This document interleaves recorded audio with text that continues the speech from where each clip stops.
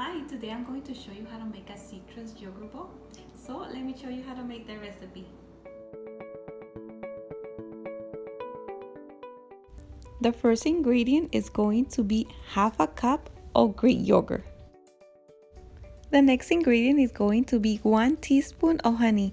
If you don't have honey, you could add any other sweetener. Also, if it needs more honey, just add more. Then it's time to mix the honey with the Greek yogurt. Just mix everything until it's well combined. Now it's time to add the blueberries. Also, blueberries are very high in antioxidants. I am going to add the granola. You can actually add any granola that you like. Just in case you don't have any granola, I'm going to add a link up here of a homemade granola recipe that I have. Now I am going to add the red blood orange. Just remember, if you don't have this type of orange, you could add any other orange you have.